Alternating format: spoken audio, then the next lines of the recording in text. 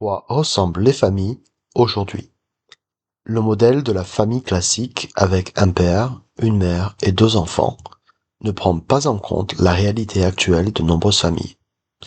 Il existe bel et bien des familles monoparentales, recomposées, des couples homosexuels et des grands-parents qui prennent en charge leurs petits-enfants.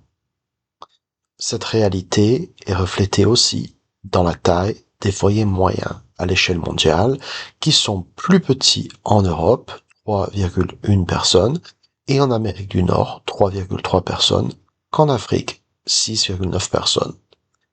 Aux États-Unis, le taux de mariage et de divorce est plus élevé qu'ailleurs au monde. Les familles recomposées sont donc communes. Sous le même toit peuvent vivre une maman, un papa et des enfants de mariages différents. En effet, aux États-Unis, presque un quart des enfants, 23%, vivent dans des foyers monoparentaux, alors qu'en France, ce n'est le cas que pour 16% d'entre eux. En France, il y a de moins en moins de mariages et les Français se marient plus tard qu'auparavant.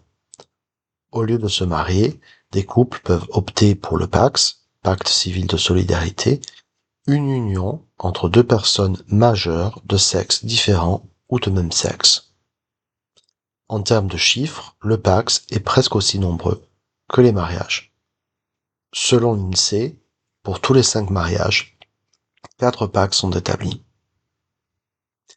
En 2019, en France, 227 000 mariages ont été célébrés, dont 221 000 entre personnes de sexe différent et 6 000 entre personnes de même sexe, rapporte l'INSEE.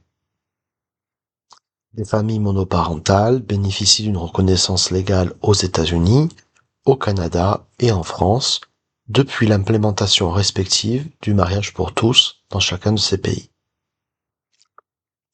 L'Argentine devient en 2010 le premier pays en Amérique latine à reconnaître le mariage homosexuel, suivi de la Colombie, du Brésil et de certains États du Mexique.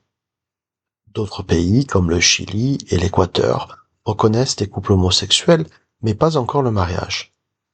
Un bel hommage à l'égalité.